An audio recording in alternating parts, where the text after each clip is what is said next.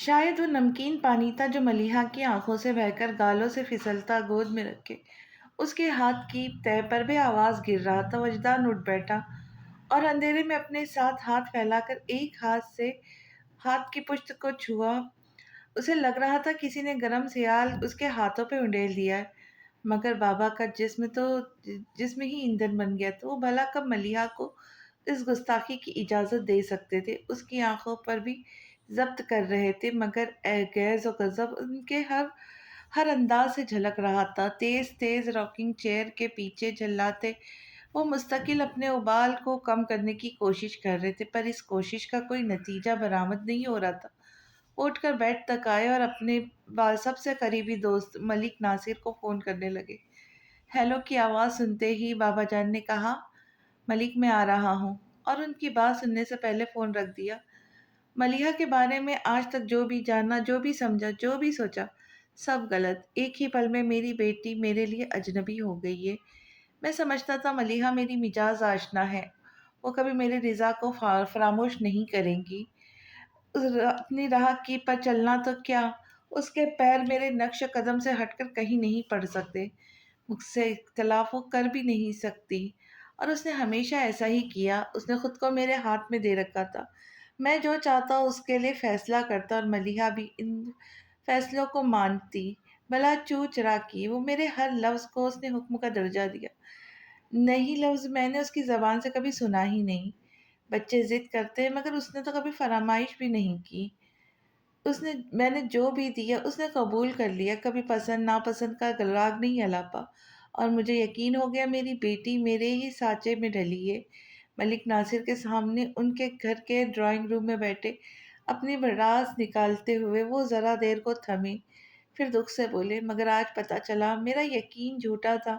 میری اجازت کے بغیر اس نے اپنے لیے ایک ایسی راہ کو پسند کیا جو اسے پسند نہیں، جو مجھے پسند نہیں۔ آج اس نے اختلاف کی جرات کی، اور ایک فیصلہ بھی جسے وہ چاہتی ہے وہ میں مان لوں، جھک جاؤ اس کے سامنے۔ وہ آتشی لہجے میں پھٹ پڑے تھے، پھر اچانک ہی ان کا لہجہ سست ہو گیا۔ مجھے لگتا تھا ملیحہ سے زیادہ سعادت مند اور فرما بردار بیٹی دنیا میں دوسری نہیں ہوں گی، اور مجھ جیسا تو خود خوش قسمت باپ بھی اور نہیں ہوگا، مگر مجھ سے زیادہ بدقسمت باپ اور کون ہوگا، جو 20 سال بعد جانے کہ میں نے اب تک جو بھی اپنی بیٹی کو سمجھتا آیا وہ نہیں ہے۔ کیا تم اس باپ کی تکلیف کو سمجھ سکتے ہو جو اپنی ہی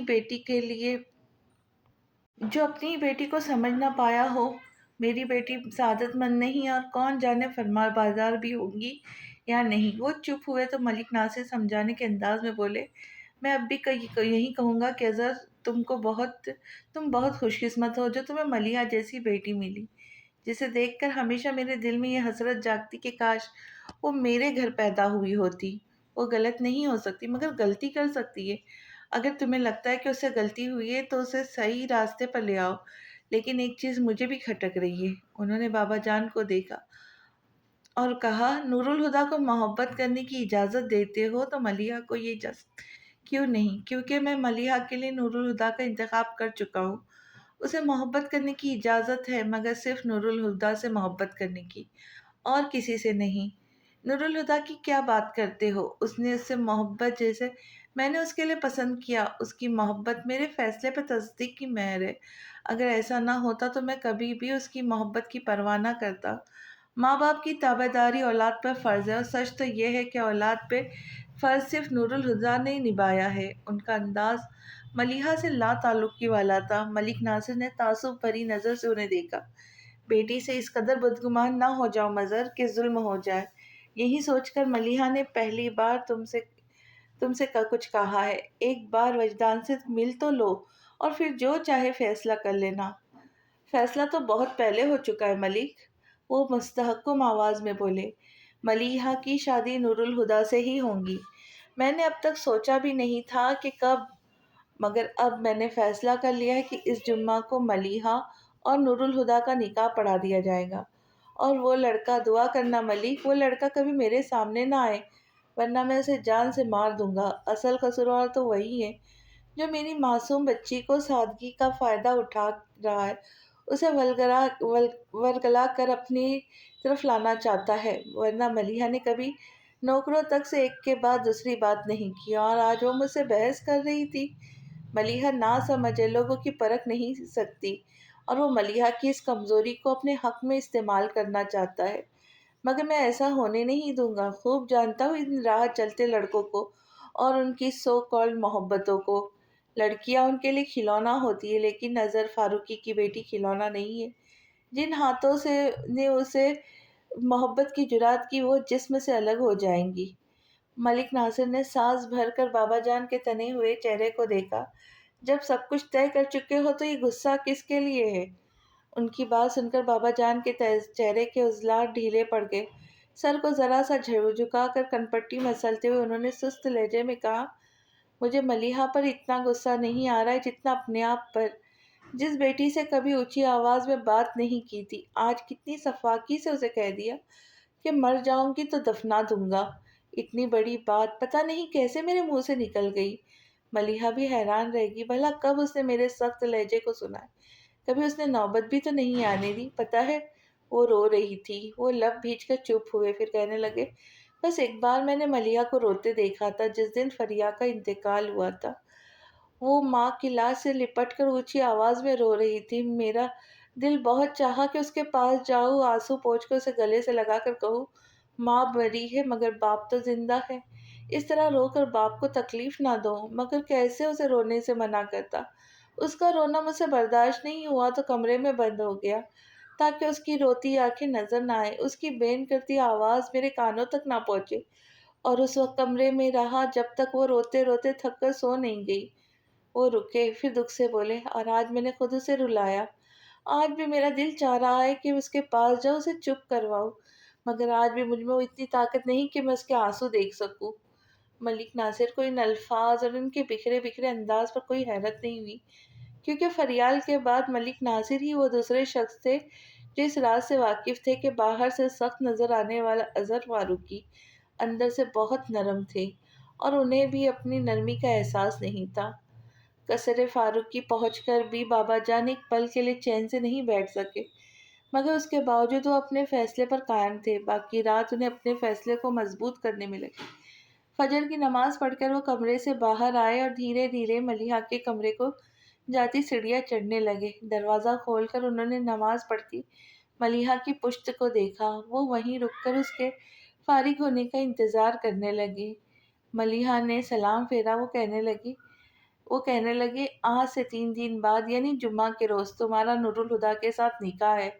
تمہیں جو بھی تیاری کرنی ہو آج اور کل میں مکمل کر لینا۔ بڑا فنکشن نہیں ہے، بس تمہارے ننیھال والے اور میرے کچھ دوست ہوں گے، شاید کچھ مہمان نور الہدیٰ کے بھی ہو۔ تم جن کو بلانا چاہو ان کے ناموں کی فہرست بنا کر میرے کمرے میں لے آؤ۔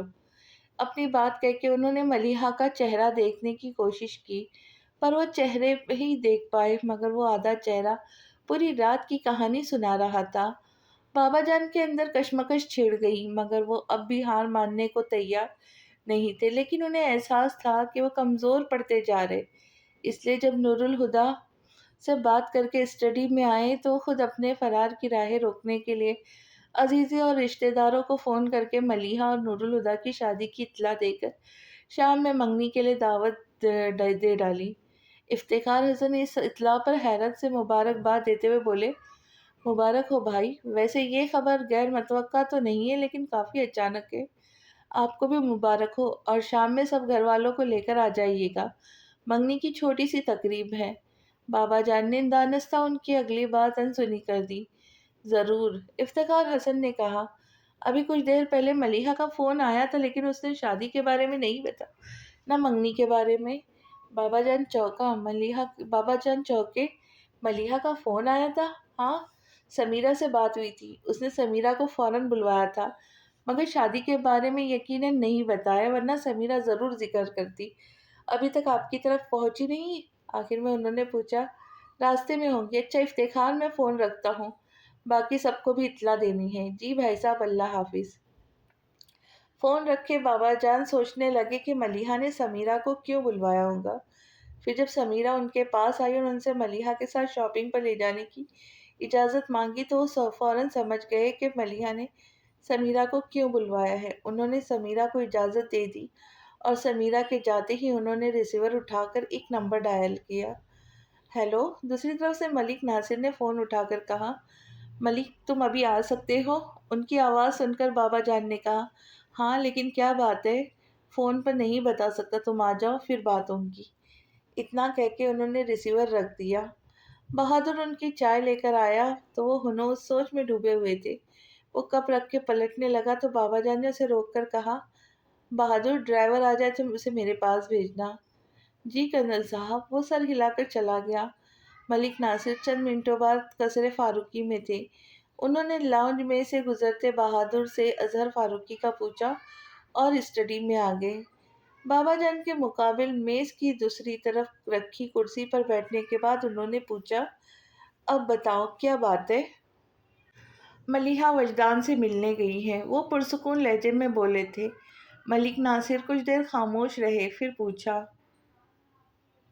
تمہیں بتا کر گئی ہے؟ نہیں، بس میرا اندازہ ہے، غلط بھی تو ہو سکتا ہے۔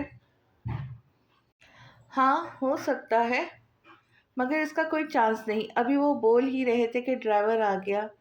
ملیحہ کو لے کر آئے ہو؟ نہیں کرنل صاحب، بی بی لائبریری کے پاس اتر گئی تھی اور کہا تھا کہ سمیرہ بی بی کو ان کے گھر چھوڑ کر آ جاؤ۔ بابا جان ہوں کہہ کر وہ خاموش ہو گئے۔ ملک ناصر نے ڈرائیور سے کہا، تم جاؤ۔ وہ چلا گیا تو بابا جان نے ہلکی آواز میں کہا، میری بیٹی نافرمان بھی ہو گئی ہے، لیکن میں اسے خود سے بغاوت نہیں کرنے دوں گا۔ تو کیا کروں گے؟ ملک ناصر نے سرسراتے لہجے میں پوچھا۔ وجدان کو قبول کر لوں گا۔ ملک ناصر کے لیے جملہ اس قدر غیر متوقع تھا کہ وہ حیرت سے بول بھی نہ سکے، اور بابا جان رکے بغیر بول رہے تھے، ملیحہ میری جان ہے، اور کوئی کتنی دیر اپنی جان پر عذاب برداشت کر سکتا ہے؟ اسے تکلیف پہنچا کر ایک رات کاٹنا مشکل ہو گیا تھا، ساری عمر اس احساس کے ساتھ کیسے گزار پاؤں گا کہ وہ میری وجہ سے دکھ میں ہے۔ کل وہ بار بار مجھ سے کہہ رہی تھی کہ وجدان سے مل لوں۔ اگر آج وہ وجدان سے ملی تو اسے میرے پاس ضرور لائیں گے، اور وہ لڑکا اگر ملیحہ سے اتنی محبت کرتا ہے کہ اس کا ہاتھ مانگنا میرے پاس آ جائے تو میں بخوشی ملیحہ کا ہاتھ اس کے ہاتھ میں دے دوں گا۔ اور نور الہدیٰ؟ ملک ناصر نے مبہم سے سوال کیا۔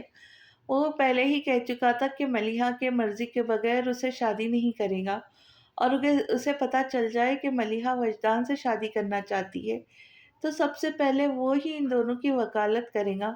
اسے واقعی ملیحہ کا بہت خیال ہے، بلکہ وہ بدمعاش تو ملیحہ کی خاطر مجھ سے جھوٹ بولنے سے بھی نہیں چکتا۔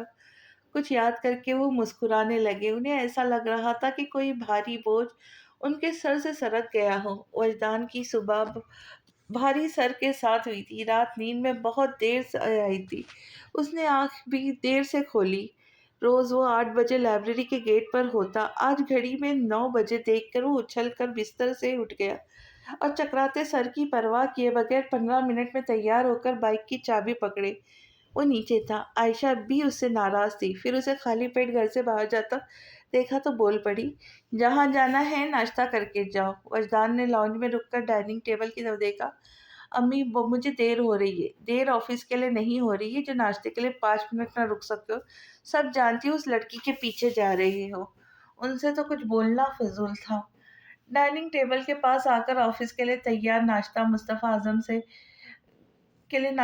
مصطفیٰ اعظم سے کہا، ابو بس آج کا دن ہے، کل سے میں واپس فرم جوائن کر لوں گا۔ آج کیا معجزہ ہونے والا ہے؟ عائشہ نے طنز کیا تو مصطفیٰ عظیم ٹوک کر بولے، بس کرو عائشہ۔ پھر وجدان کی طرف رخ کیا، بیٹے ناشتہ کر لو۔ سوری ابو، میں بہت جلدی میں ہوں۔ پھر اب اللہ حافظ کہہ کر باہر نکل آئے۔ وہ تیزی سے بائک اڑا رہا تھا، مگر اس کے خیال کی رو میں اس سے بھی تیز بہہ رہی تھی۔ کبھی اس کا دھیان ملیحہ کی طرف مڑ جاتا، کبھی امی کی طرف۔ ان کا رویہ وجدان کو پریشان کر رہا تھا۔ مین روڈ پر جا کر ایک کٹ تھا جس سے سیدھا ہاتھ پر مڑ کر سامنے ہی لائبریری والی گلی تھی۔ وجدان کو اس کٹ سے مزید مڑ جانا تھا، مگر اپنے خیالات میں اسے ذرا آگے جا کر دھیان آیا، بجائے اس کے وہ اگلے کٹ سے مڑ جاتا۔ اس نے موڑنے کے لیے بائک کا ہینڈل پوری طرح سے گھما دیا۔ رفتار کافی تیز تھی، بائک لہرائی اور سلپ ہو گئی۔ وجدان سڑک پر گر کر بے ہوش ہو گیا۔ पल भर में लोगों का मजमुआ लग गया। कोई एम्बुलेंस बुलवाने की बात कर रहा था, कोई पुलिस को इत्तला करने पर जोर दे रहा था। फिर एक भले मानुस ने अपने साथ दोनों काम किए। इस हुजूम से कोई वजदान के करीब जाने को तैयार नहीं था। बस एक शख्स ने बड़ी एहतियात के साथ उसकी नब्ज चेक की और जिंदा है की खबरी सुनाकर पीछे हट गया। लोगों की नजर उसके बेहोश चेहरे पे थी। जहां से हटे तो बाइक पे ठहर जाती जिसका अगला व्हील मुड़ चुका था। मगर इस हुजूम में शामिल एक फकीर की नज़र बाइक से आगे फुटपाथ के पास पड़े उस छोटे से बैग पर थी, जिसमें वजदान का शनाख्ती कार्ड और लाइसेंस के अलावा कुछ रकम भी मौजूद थी, और जो कुछ देर पहले वजदान की कमर से बंधा था, मगर गिरने के दौरान बकल टूट जाने की वजह से खुलकर अलग जा पड़ा। वो आहिस्ता आहिस्ता चलता फुटपाथ तक आया, फिर नजरें बचाकर वो बैग उठा के अपने कपड़े में छुपा लिया। कोई अंधे फकीर की मदद करता जाए बाबा की सदा लगातार लाठी फेंकता वो अपनी राह लिया। कुछ देर में ही पुलिस मोबाइल के साथ एम्बुलेंस आ गई। जो थोड़ा बहुत ट्रैफिक चल रहा था वो भी रुक गया। मलिहा की कार भी इस ट्रैफिक में जाम में फंस गई। आखिर उसने पैदल चलने का फैसला किया और कार से उतर गई। फुटपाथ पर चलते हुए उसने एक उचट्टी सी नजर जाए हादसे पर डाली, जहां वजदान को स्ट्रेचर पर डालकर एम्बुलेंस में चढ़ाया जा रहा था, मगर हुजूम की वजह से मलिहा उसका चेहरा ना देख सकी। एम्बुलेंस को भेजकर पुलिस ने वहां मौजूद कुछ लोगों की बयान रिकॉर्ड किए, फिर वकू का जायजा लेकर बाइक मोबाइल में डाल कर चले गए और ट्रैफिक बहाल हो गया। लाइब्रेरी की सीढ़ियाँ पर बैठी लम्हा लम्हा गिनती मलिहा के वहमो गुमान में भी नहीं था कि चंद किलोमीटर के फासले पर बेहोश वजदान के दिमाग का एक्सरे लिया जा रहा था। समीरा ने हॉल में कदम रखा तो सब घर वालों को वहां जमा देखा।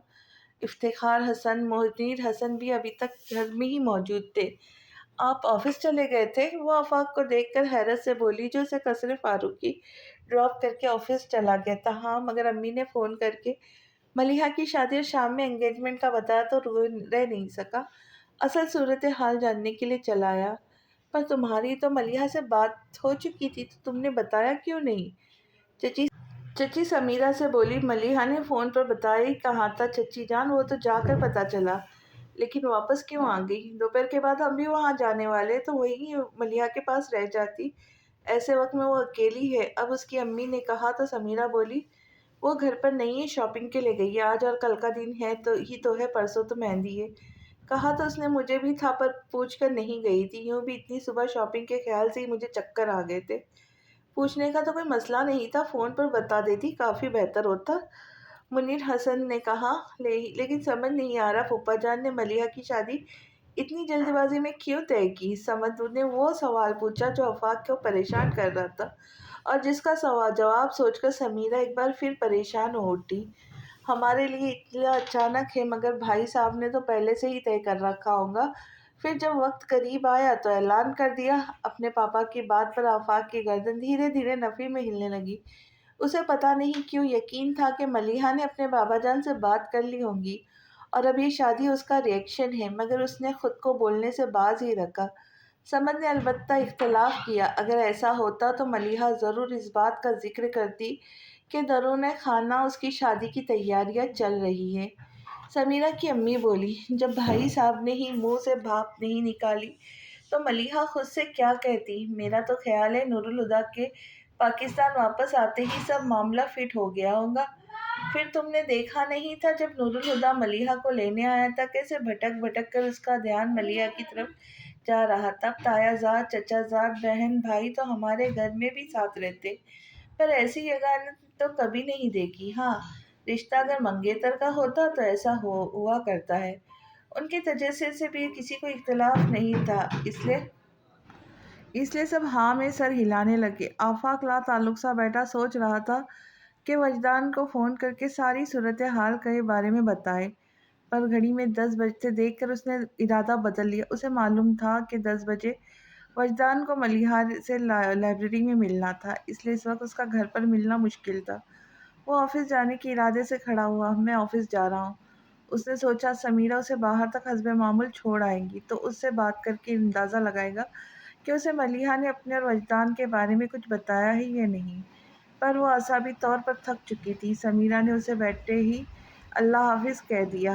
आफाक ने सोचा इसे बाहर आने को गए, पर फिर ख्याल आया ملیحہ پورے سیاح کو سبات کے ساتھ واقع وجدان کے گوش گزار ہی دے گی، جس کے بعد وجدان یقیناً اس سے کانٹیکٹ کرے گا۔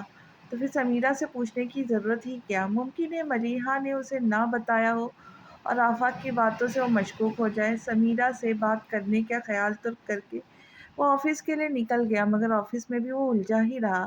ہر بار جب اس کی ڈیسک پر رکھا فون بجتا تو وہ یہ سوچ کر فون اٹھاتا کہ شاید وجدان کا فون ہو۔ آخر 3 گھنٹے بعد اس نے وجدان کے گھر فون ملا دیا، جسے انیکا نے ریسیو کیا تھا۔ بھابھی السلام علیکم، آفاق بات کر رہا ہوں، وجدان گھر پہ ہے؟ وعلیکم السلام، اور آج کل آپ کے دوست کا کوئی ٹھکانہ نہیں، اتنا تو آپ بھی جانتے ہیں۔ مطلب وہ گھر پر نہیں ہے، صحیح سمجھے؟ اچھا۔ آفاق کو اچھا کو لمبا کھینچا۔ بھابھی اگر وہ گھر آئے یا اس کا فون ہی آ جائے تو اسے کہیے کہ مجھ سے بات کرے، یوں سمجھے ایمرجنسی ہے۔ ٹھیک ہے، اسے بتا دوں گی، اللہ حافظ۔ فون رکھ کے وہ پلٹی تو عائشہ مصطفیٰ نے پوچھا کہ کس کا فون تھا؟ آفاق کا، کہہ رہے تھے وجدان سے ضروری کام ہے، گھر آئے تو اسے کہے کہ مجھ سے بات کر لے۔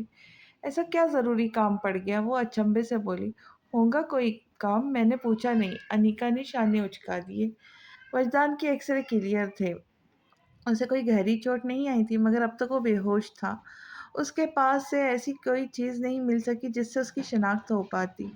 جائے حادثہ سے بھی پولیس کو ایسی کوئی چیز دستیاب نہیں ہوئی۔ اب ایک ہی طریقہ تھا، بائک کے رجسٹریشن نمبر کے ذریعے اس کا اتا پتہ معلوم کرنے کی کوشش کی جاتی۔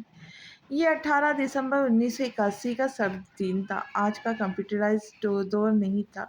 اس وقت ریکارڈ ہاتھ سے تیار کیے جاتے تھے، اور کہیں کوئی فائل نکالنی ہوتی تو گھنٹوں اسٹور روم میں فائلوں کے انبار کے ساتھ سر کھپانا پڑتا۔ وجدان کی شناخت بھی ایسا ہی سرد ثابت ہونے والی تھی جس میں گھنٹوں لگ جاتے۔ آفاق سب کام چھوڑ کر وجدان کے فون کا انتظار کر رہا تھا۔ آخر تھک کر اس نے خود وجدان سے ملنے کا فیصلہ کیا اور آفس سے اٹھ گیا۔ لائبریری کے گیٹ سے دور کار روک کر بیٹھا آفاق سوچ رہا تھا کہ اسے وجدان یہاں ملے گا یا نہیں۔ وہ ملیحہ سے 10 بجے ملنے والا تھا اور اب 5 بج رہے تھے۔ ضروری نہیں تھا وہ دونوں اب تک لائبریری میں ہوتے، اور پھر اس کے ساتھ ملیحہ بھی تھی۔ ابھی وہ سوچ ہی رہا تھا کہ اس نے ملیحہ کو لائبریری سے نکل کر سڑک کراس کر کے جنرل اسٹور میں جاتے دیکھا۔ آفاق کی پیشانی پر سلوٹیں ابھر آئی۔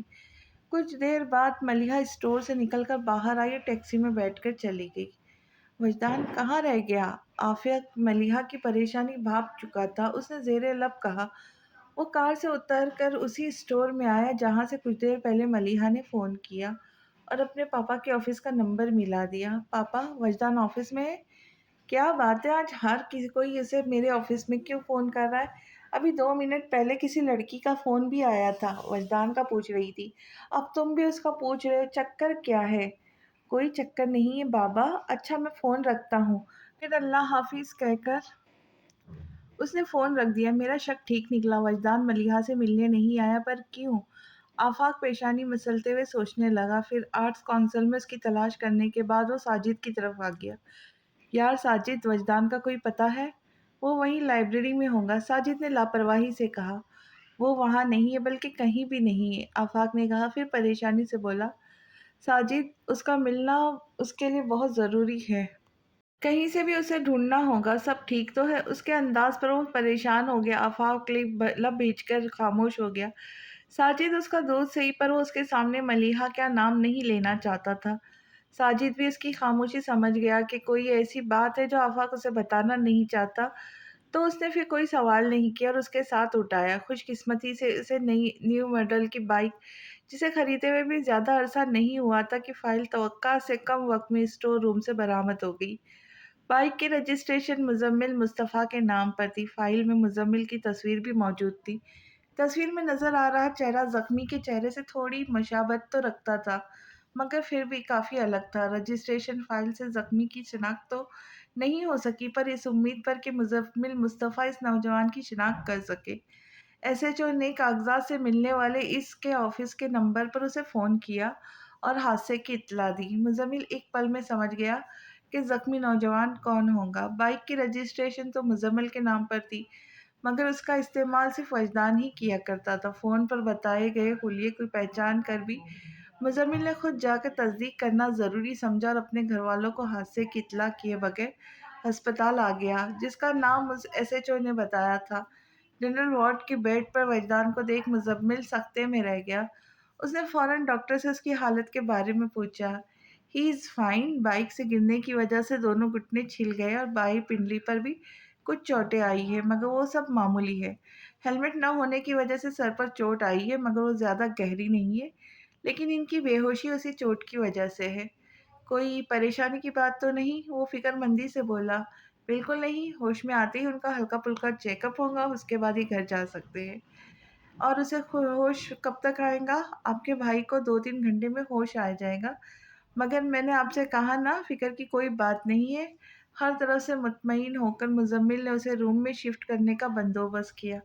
اب اسے مصطفیٰ عظیم کو اطلاع کرنی تھی۔ اسے فون پر ایسی پریشان کن خبر دینا مناسب نہیں لگا۔ ان کے آفس آ گیا۔ ابو، میں آپ کو لینے آیا ہوں۔ کیوں؟ وہ حیران ہوئے۔ مزمل ہچکچایا، پھر سوچا بتانا تو پڑے گا۔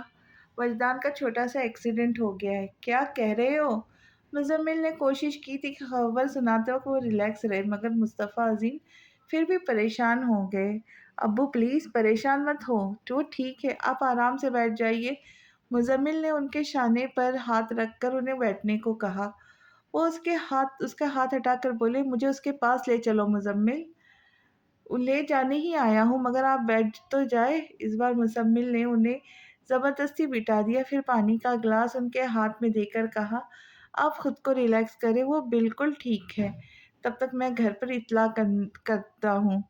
وہ پانی کا گلاس پکڑے ٹکر ٹکر اسے دیکھتے رہے۔ مزمل نے پھر ان سے کچھ نہیں کہا اور گھر پر فون کرنے لگا۔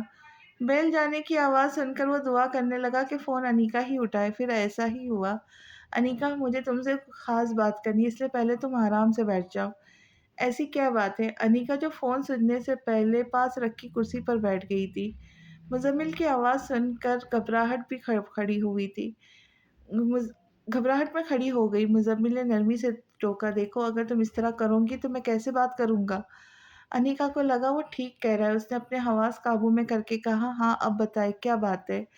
وجدان کا معمولی ایکسیڈنٹ ہو گیا ہے۔ ایکسیڈنٹ؟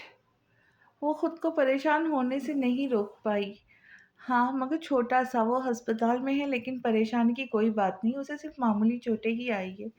میں ابو کو لے کے کچھ دیر بعد گھر آ جاؤں گا، تو ممی کو حادثے کا بتا کر ذہنی طور پر تیار کر لو، ورنہ ہسپتال میں وجدان کو دیکھ کر وہ پریشان ہو جائیں گی، ٹھیک ہے؟ جی، اس نے کہہ کے فون رکھ دیا۔ عائشہ مصطفیٰ نے ایکسیڈنٹ کا نام سن کر ہی ہاتھ پاؤں چھوڑ دیا۔ انیکا کو انہیں سنبھالنے میں کافی وقت دقت ہوئی۔ پھر چادر انہیں پکڑا کر ان کے بیٹھنے کے لیے کرسی اندر سے لا کر پورچ میں رکھی۔ اس کے بعد بیٹے کو تیار کر کے ان کی گود میں دیا اور بھاگ بھاگ کر گھر کے دروازے لاک کرنے لگی۔ تبھی بیل بجی۔ انیکا نے بے ساختہ ہی دوڑ کر گیٹ کھولا۔ اس کا خیال تھا کہ گیٹ پر مزمل ہوگا، پر وہاں تو کوئی لڑکی تھی۔ اس لڑکی نے کاغذ پر لکھا ایڈریس اس کی طرف بڑھا کر تصدیق چاہی۔ تصدیق کرتے ہوئے انیکا نے پوچھا، ایڈریس تو یہی ہے، پر آپ کو کس سے ملنا ہے؟ وجدان مصطفیٰ سے۔ انیکا نے چونک کر اس کی طرف دیکھا۔ آج تک تو کوئی لڑکی وجدان کا پوچھنے نہیں آئی، پھر یہ کون تھی؟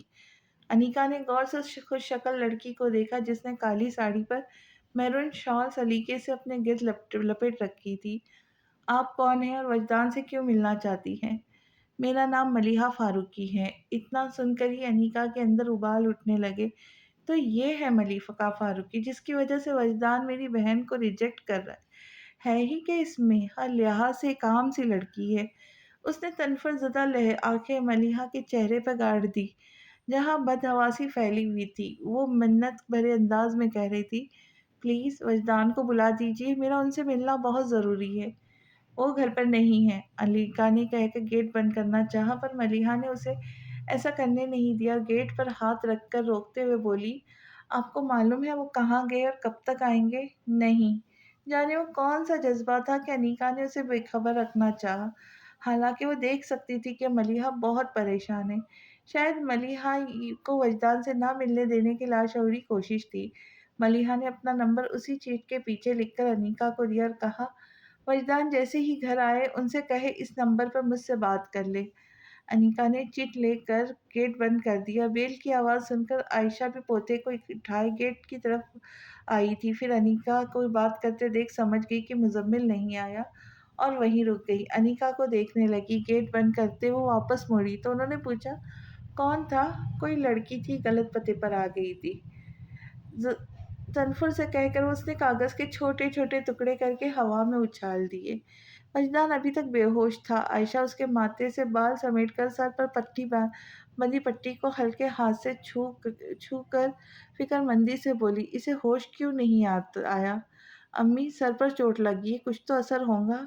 वैसे मेरी डॉक्टर से बात हुई थी, वो कह रहे थे कि बदन शॉक की वजह से बेहोश है। सर पर चोट लगने से अक्सर ऐसा हो जाता है, इसमें परेशान होने की कोई बात नहीं। फिर एक्सरे भी क्लियर है, मुज़म्मिल ने रसान से उन्हें समझाया। साजिद और आफाक वजदान को पूरे शहर में ढूंढने के बाद इस उम्मीद पर कि शायद वो घर चला गया, उसके घर आए। आफाक गाड़ी में बैठा रहा। साजिद उतर कर गेट तक आया। बेल बजाते हुए उसकी नज़र गेट से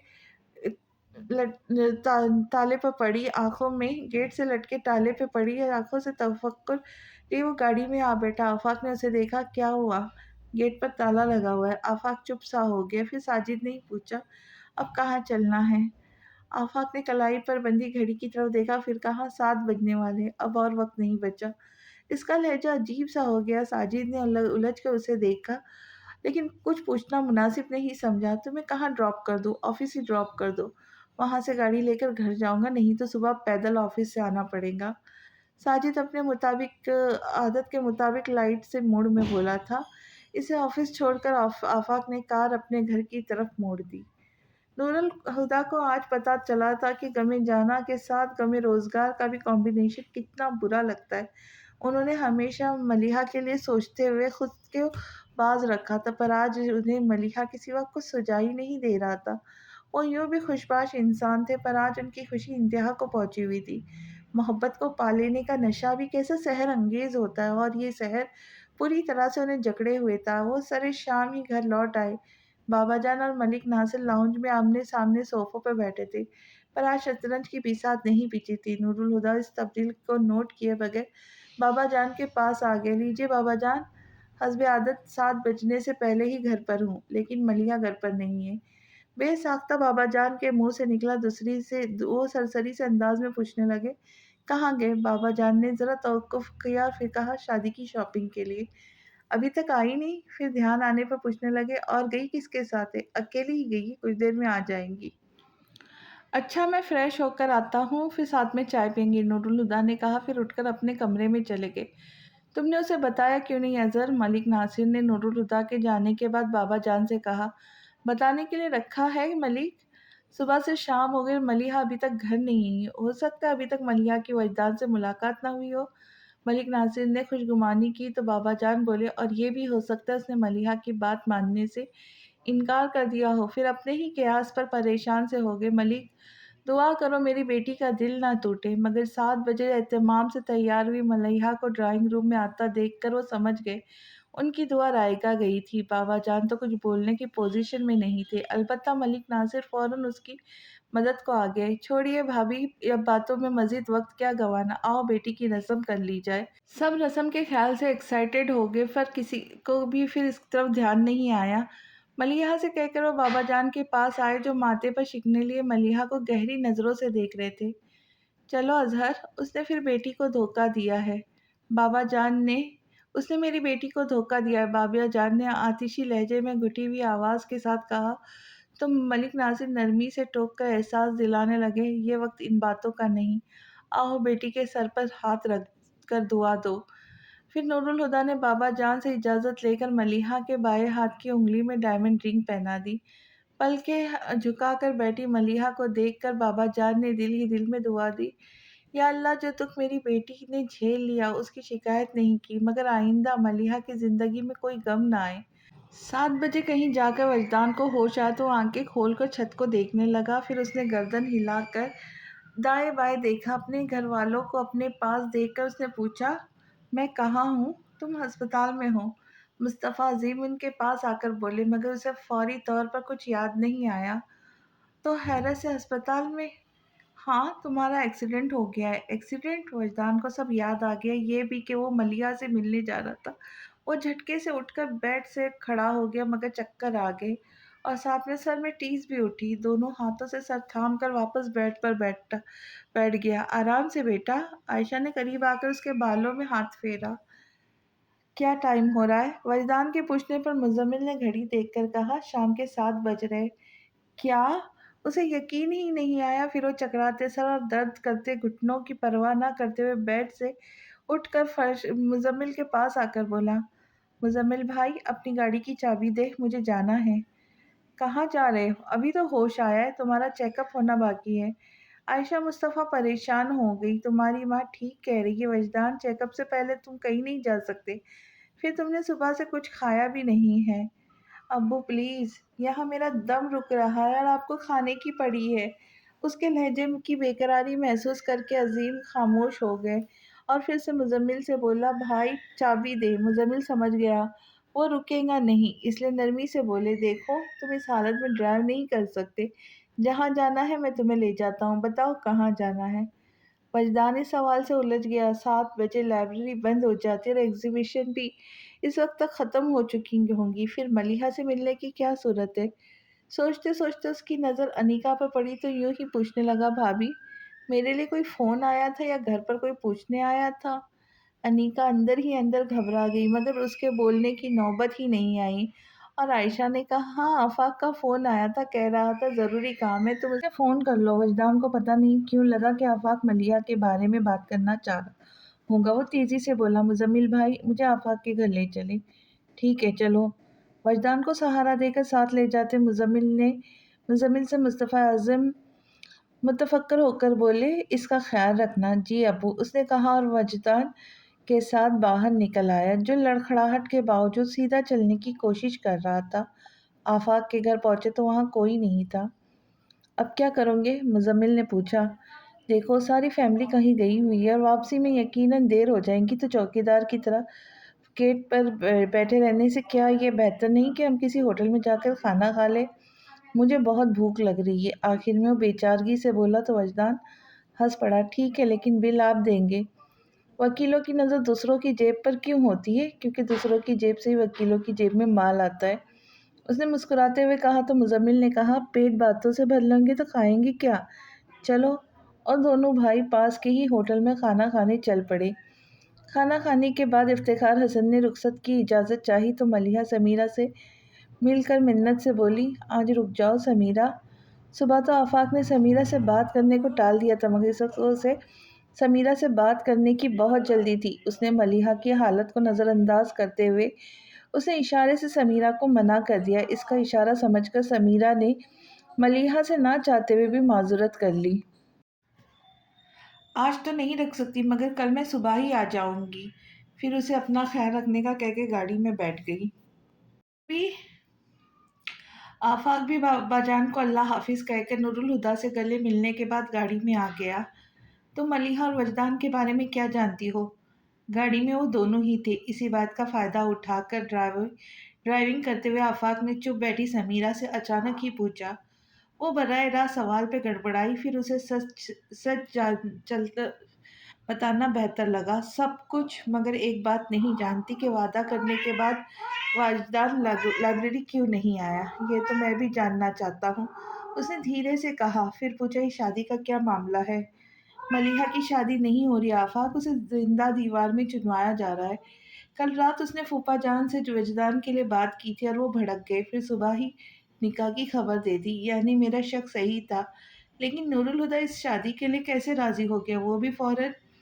फूफा जान को जानते नहीं कि वो कोई 30 माल खान भी उसके सामने दुम ना मारे? नूरुल हुदा क्या चीज़ है? फिर मलिहा में किस चीज़ की कमी है जो वो इनकार करता?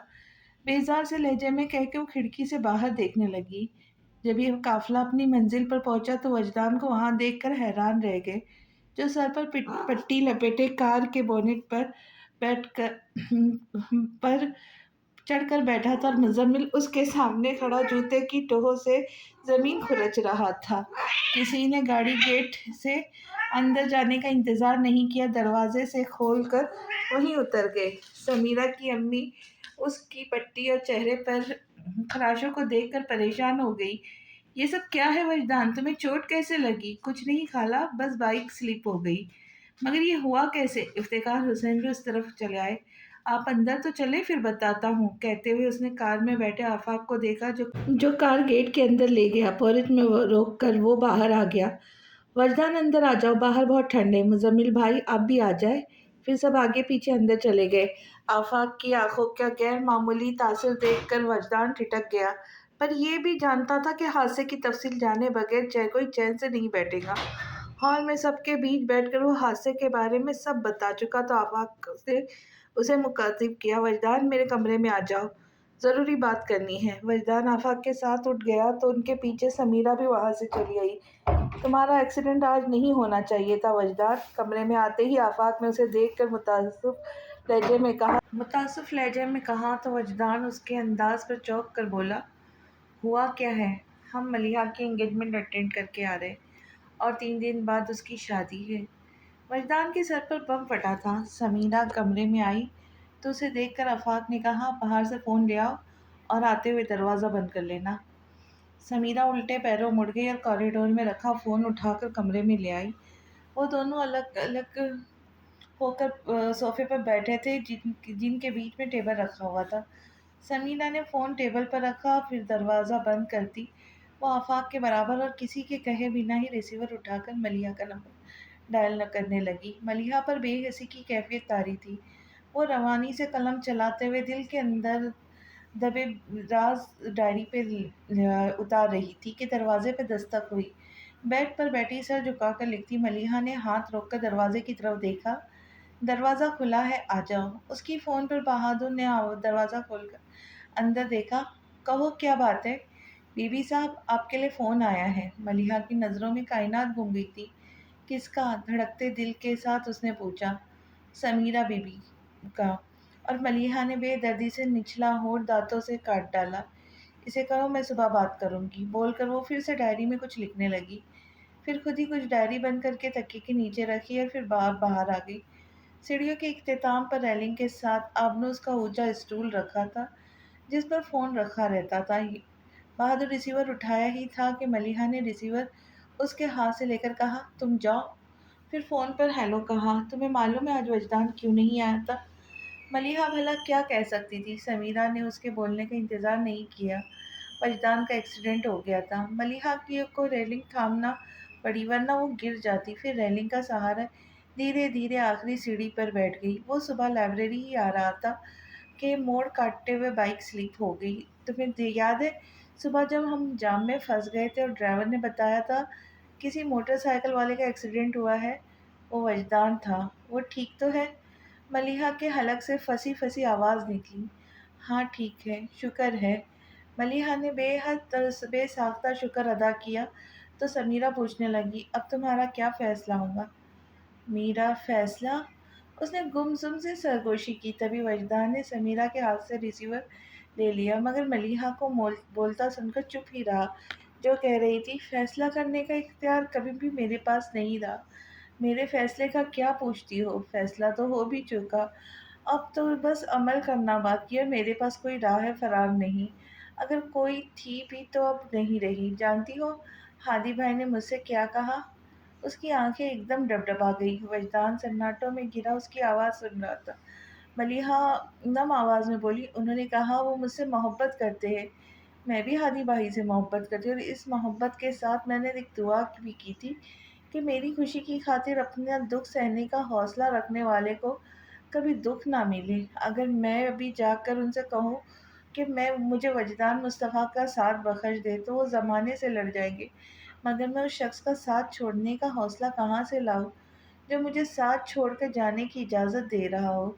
हौसला तो वजदान में भी नहीं था कि मलिहा को उसका साथ छोड़कर अपना हाथ थामने को कहे, जिसका साथ छोड़ने की ताकत मलिहा में नहीं।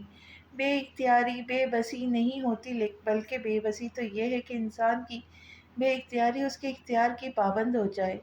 मलिहा की बेबसी वजदान को बेबस कर रही थी, जो सुस्त आवाज़ में कह रही थी, मोहब्बत बोझ नहीं होती, फिर भी झुका देती है। मैं झुकती जा रही हूँ। हादी भाई ने मेरे कंधे पर मोहब्बत का बोझ इतना बढ़ा दिया है कि मेरी पेशानी زمین سے جا لگی، میں نظر نہیں اٹھا پا رہی، سر کیسے اٹھاؤں؟ اور وجدان، اس کی آواز میں درد گھل گیا۔ جب ملا تھا تو سوچا بھی نہیں تھا کہ یہ شخص میرے دل کا درد بن جائے گا۔ وجدان کے اپنے دل میں درد اٹھا تھا جسے محسوس کیے بغیر وہ کہے جا رہی تھی، اگر 24 گھنٹے پہلے کوئی مجھ سے پوچھتا تم وجدان سے محبت کرتی ہو، میں کہتی ہاں، میں وجدان سے محبت کرتی ہوں۔ لیکن اگر اس وقت کوئی مجھ سے سوال پوچھے گا تو کہوں گی میں وجدان سے محبت نہیں کرتی۔ وجدان کو لگا وہ سانس نہیں لے پائے گا۔ مجھے وجدان سے عشق ہے۔ وجدان کو لگا کبھی سانس نہیں لے پائے گا۔ اس نے بے دردی سے اپنا نچلا ہونٹ دانتوں تلے دبایا کہ خون رسنے لگا۔ ادھر ملیحہ کی آواز میں سسکیاں گھل گئی تھی، پر وہ چیز جو میں زندگی میں کبھی نہیں سیکھ پائی، محبت کو کیٹیگرائز کرنا۔ میں نے کبھی جان نہیں پائی کیسے کس کی محبت کو سب سے اوپر والے خانے میں رکھتے ہیں اور کیسے دوسری محبت کو نیچے والے خانے میں۔ مجھے بس محبت کرنا آتا ہے۔ میں نے بابا جان سے، ہادی بھائی سے اور وجدان سے محبت کی، مگر جب نبھانے کی باری آئی تو کوئی ایک محبت بھی ڈھنگ سے نہیں نبھا پائی۔ اس کی آواز سسکیوں میں ڈوب گئی۔ کھینچے ہوئے چہرے کے ساتھ وجدان کی گرفت ریسیور پر سخت ہوتی جا رہی تھی۔ بے بسی آواز ابھری، کاش میری زندگی میں ایک معجزہ ہو جائے، میں آنکھیں بند کر کے کھولوں تو سامنے وجدان ہو۔ اس نے اصل میں آنکھیں بند کر کے کھولی۔ پھر غیر مرئی نقطے کو دیکھتے ہوئے کہنے لگی، میں اسے وہ سب کہہ دیتی جو میرے دل میں ہے۔ اس کے بغیر میں مر جاؤں گی۔ وہ میری زندگی کا حاصل ہے۔ بہت چاہا ہے اسے، اتنا کہ اب اسے چاہت سے دستبردار بھی نہیں ہوا جاتا۔ اس سے الگ ہونے کا خیال میرے جسم سے روح کھینچ لیتا ہے۔ کاش وہ کہیں سے آ جائے، ایک بار صحیح، آخری بار صحیح، میں اسے جی بھر کے دیکھ تو لوں۔ اب ایک عمر اس کے بغیر گزارنی ہے، کوئی تو سہارا ہو۔ اس نے ایک بار کہا تھا، آپ اپنی 24 گھنٹے میں سے ایک پل مجھے نہیں دے سکتی؟ آج کوئی جا کر اس سے پوچھے، اپنی پوری زندگی میں سے ایک پل مجھے نہیں دے گا؟ ایک پل، صرف ایک پل مجھے دے دے، ایک بار مجھ سے ملنے آ جائے، بس ایک بار۔ وہ دونوں ہاتھوں سے ریسیور تھامے تڑپ تڑپ کے روتے ہوئے فریاد کرتی جا رہی تھی۔ وجدان کا پورا وجود اس بارش میں بھیگ گیا۔ ملیحہ، اس نے بے چین ہو کے اسے پکارا۔ ملیحہ ایک دم چپ ہو گئی، وہ دم سادے بیٹھی تھی۔ وجدان کی آواز پہچاننے میں اسے ایک سیکنڈ کی دیر نہیں لگی۔ کچھ دیر پہلے وہ کہہ رہی تھی کہ وجدان کہیں سے آ جائے، اور اب جب وہ اس کی آواز سن رہا تھا تو ملیحہ سے کچھ بولا ہی نہیں گیا۔ اس نے چند لمحوں کی خاموشی کے بعد چپ چاپ ریسیور کریڈل پر ڈال دیا۔ آفاق وجدان کے تناؤ بھرے چہرے کو دیکھ رہا تھا جو لب بھیچے خاموش بیٹھا تھا۔ نہ جانے ملیحہ کیا کہہ رہی تھی کہ ریسیور پر اس کی گرفت سخت ہوتی جا رہی تھی۔ ضبط کی کوشش میں اس کی آنکھیں دہکنے لگیں۔ پھر ایک دم ہی اس نے بے قراری سے ملیحہ کا نام لیا، اور کچھ پلوں کی خاموشی کے بعد جب ملیحہ نے لائن ڈس کنیکٹ کر دی تو وجدان نے فون رکھ دیا۔ ملیحہ کیا کہہ رہی تھی؟ آفاق نے پوچھا تو وہ تھکے تھکے سے انداز میں مسکراتے ہوئے بولا، ملیحہ اتنا حق تو رکھتی ہے کہ مجھے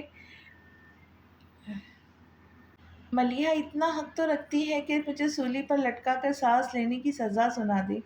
پھر اس نے اپنے ہونٹ کاٹتے ہوئے آفاق کو دیکھا۔ آفاق، میں ملیحہ سے ملنا چاہتا ہوں۔ ملیحہ نے فون رکھا اور ریلنگ کا سہارا لے کر آہستہ سے اٹھی، اوپر کمرے میں آ گئی۔ چلتے ہوئے اس نے بالکنی کا دروازہ کھول دیا، پھر سست قدموں کے ساتھ وہ جھولے میں آ بیٹھی۔ سرد ہوائیں چل رہی تھیں جن کے زور سے وہ چائنی ضلع میں بج رہے تھے۔ سردی کی شدت نے پل بھر میں ملیحہ کے گال گلابی کر دیے اور ہاتھ پیر برف کے مانند ٹھنڈے، مگر اس کی ہر اس مرض جیسے مر چکی تھی۔ وہ وہیں پاؤں اوپر رکھ کر لیٹ گئی۔ ملیحہ نے آسمان کی طرف دیکھا، اسے 14ویں کا چاند پسند تھا۔ ملیحہ نے چاند کو دیکھ کر اندازہ لگایا، ابھی 14 تاریخ میں کچھ دن باقی تھے، کیا میں بس چاندنی کا انتظار ہی کرتی رہ جاؤں گی؟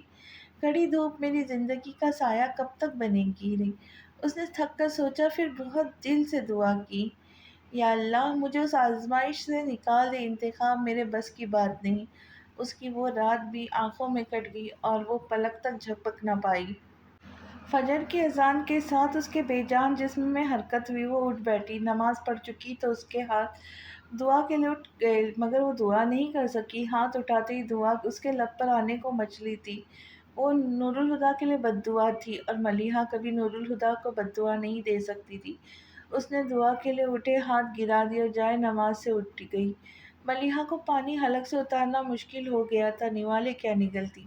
لیکن بابا جان اور نور الہدا ناشتے پر آئے تو نور الہدا اس کی غیر موجودگی کو محسوس کر کے بولے، ملیحہ ناشتہ نہیں کریں گی؟ اٹھ تو گئی ہوں گی، دیر تک سونے کی اسے عادت نہیں۔ بابا جان نے یہ نہیں بتایا کہ وہ ناشتے کے لیے منع کر چکی ہے، بلکہ کہا ملیحہ اپنے کمرے میں ناشتہ کریں گی۔ اس جھوٹ کی وجہ بھی تھی، وہ جانتے تھے کہ یہ سن کر کہ ملیحہ نے ناشتہ کرنے سے منع کر دیا ہے، نور الہدا سیدھے اس کے پاس پہنچ جائیں گے اور پھر شاید اس کے ستے ہوئے چہرے کو دیکھ کر کچھ اخذ بھی کر لے، اور اب ملیحہ کا مستقبل ان کے ہاتھ میں تھا۔ بابا جان نہیں چاہتے تھے کہ ملیحہ کی طرف سے ان کے دل میں کبھی بال نہ آئے۔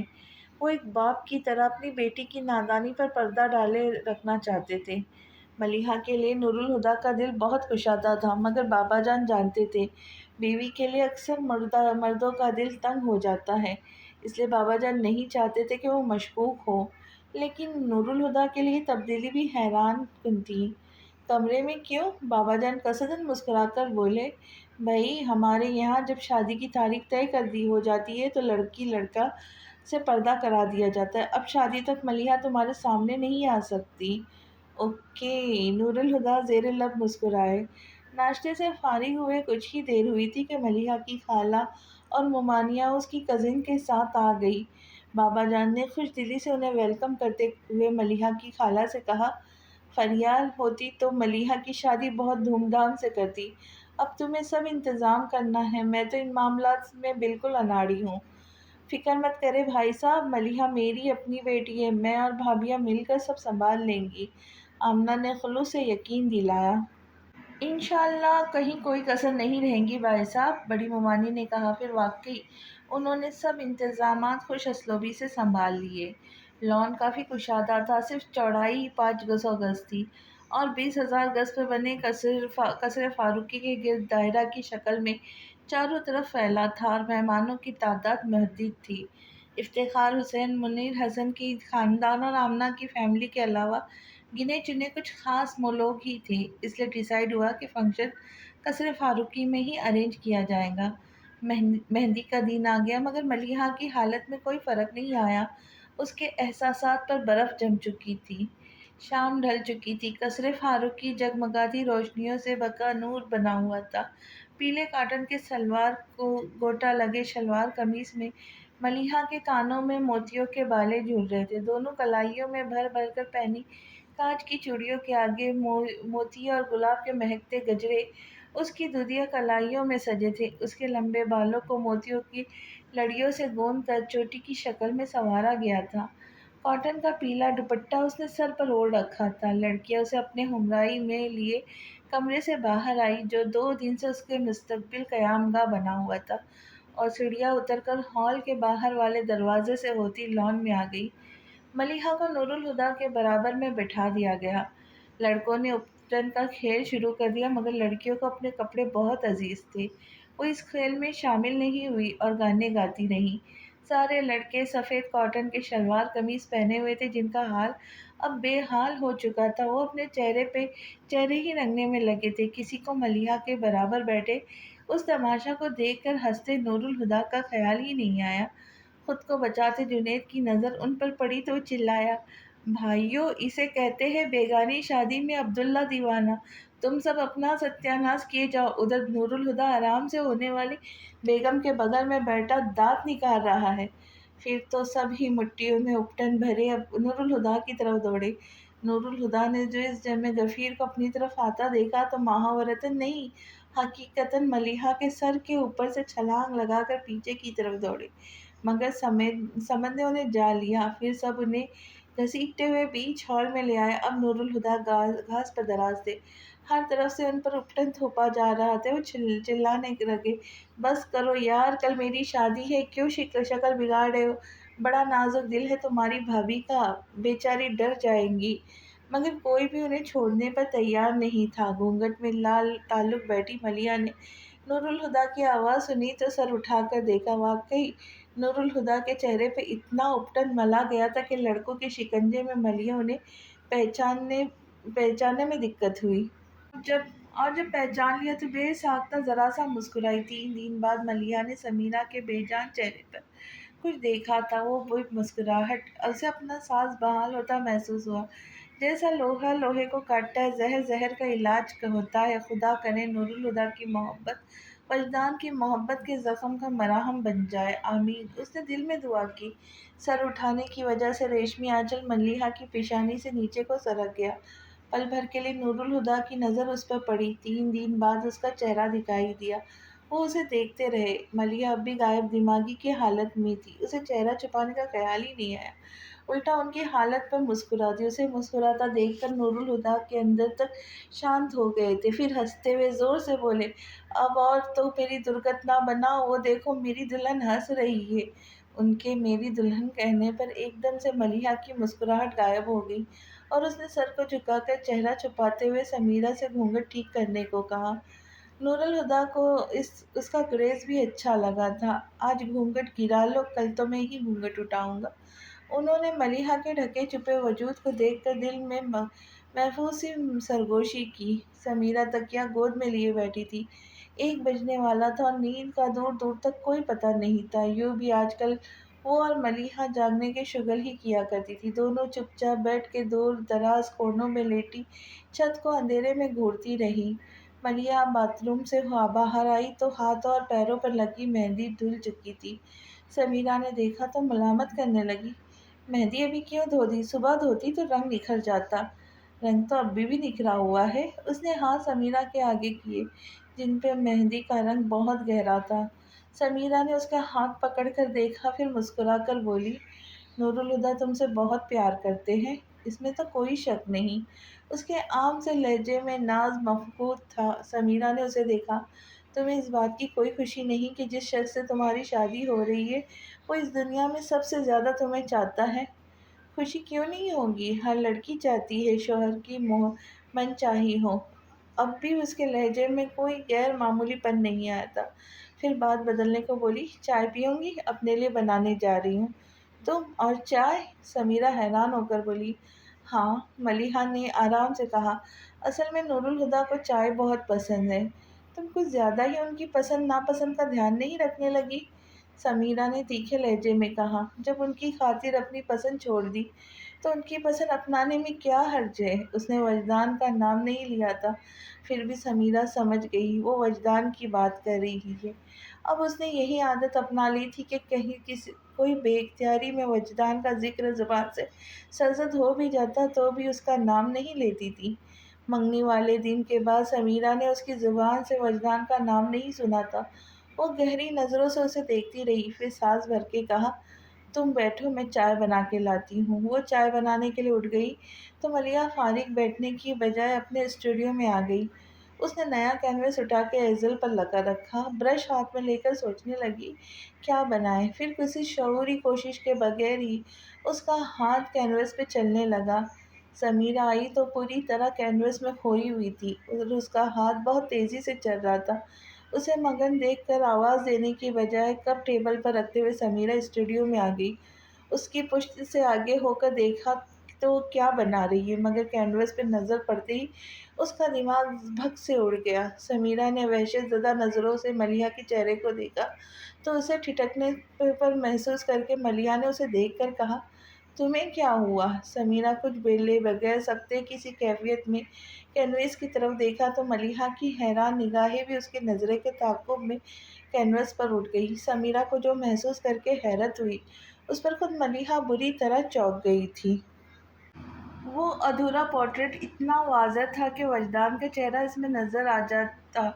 मलिहा को ध्यान भी नहीं था कि वजदान का चेहरा पेंट कर रही है। अपनी बेबसी पे उसकी आंखों में आंसू आ गए।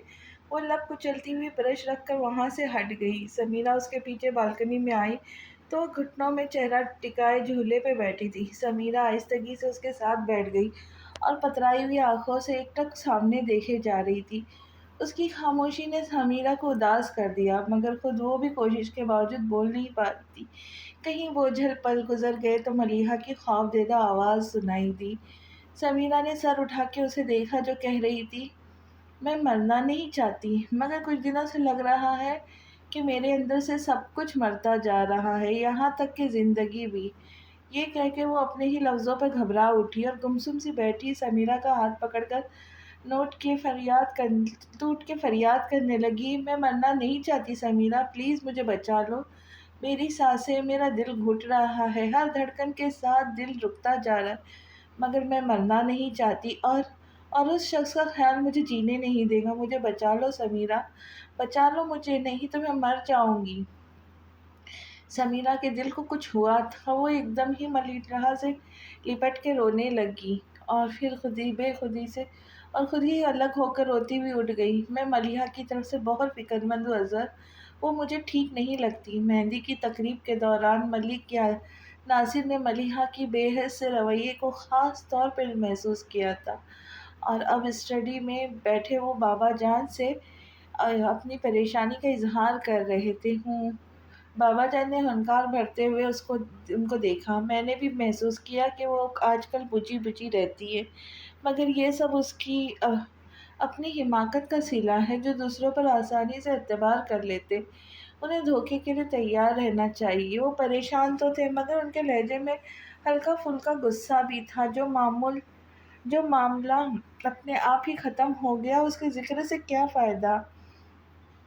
ملک ناصر نے ان کے غصے کو محسوس کیا، لیکن اس شادی کو ملتوی کیا جا سکتا تھا۔ ابھی وہ ایک صدمے سے نہیں سنبھلی اور تم نے اس کے سامنے دوسری آزمائش کھڑی کر دی۔ شادی یقیناً ملتوی ہو سکتی ہے، لیکن اس التوا کی وجہ کیا بیان کی جائے؟ کیا یہ کہ میری بیٹی جسے شادی کرنا چاہتی تھی، اس نے میری بیٹی کے ساتھ شادی کرنے سے انکار کر دیا، اور اب میری بیٹی کو اس صدمے سے نکلنے کے لیے وقت چاہیے؟ انہوں نے تپے تپے لہجے میں کہا، پھر پست آواز میں بولے، کیا لگتا ہے تمہیں؟ کیا میں اپنی بیٹی کا دشمن ہوں جو جان بوجھ کے اسے تکلیف دے رہا ہوں؟ نہیں ملک۔ ان کے بولنے سے پہلے بابا جان خود ہی بولے، لیکن اگر سب طے ہو جانے کے بعد اب میں اپنے فیصلے میں کوئی رد بدل کرتا ہوں تو ملیحہ شکوک کے زد میں آ جائیں گی، اور شک کی ایک نگاہ بھی پڑ جائے تو پارسائی کی چادر میلی ہو جاتی ہے۔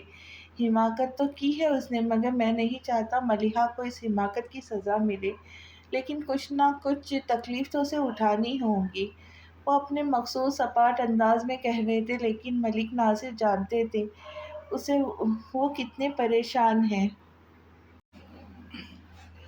دیکھ لو اظہر، کہیں یہ تکلیف ملیحہ کی وسع سے بڑھ کر نہ ہو۔ ایسا نہیں ہوگا، اگر ہوتا تو وہ شادی سے انکار کر دیتی، یوں چپ چاپ نورالہدیٰ کے نام کی مہندی ہاتھوں میں نہیں لگا لیتی۔ تم بھول رہے ہو اظہر، اسے چپ رہنے کی عادت ہے۔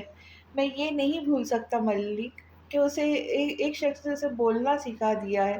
اگر وہ مجھ سے یہ کہنے کی جرات کر کے کہتی ہے کہ اسے وجدان سے شادی کرنی ہے، تو یہ بھی کہہ سکتی ہے کہ اسے نورالہدیٰ سے شادی نہیں کرنی، لیکن اس نے ایسا کچھ نہیں کہا، تو اس کا مطلب یہی ہوا کہ اسے اعتراض نہیں۔ یوں بھی خاموشی نیم رضامندی ہوتی ہے، انہوں نے کہہ کر بات ختم کر دی۔ ملیحہ کی زندگی کا سب سے کڑا دن طلوع ہو گیا تھا۔ سمیرہ منتظر رہی، اب وہ رو پڑیں گی، اب وہ ضبط دامن چھوڑ دیں گی، اب وہ چیخ چیخ کر فریاد کریں گی، کوئی ہے جو میری زندگی لے کے مجھے وجدان دے دے؟ مگر ملیحہ کے ہونٹوں سے اف تک نہیں آئی۔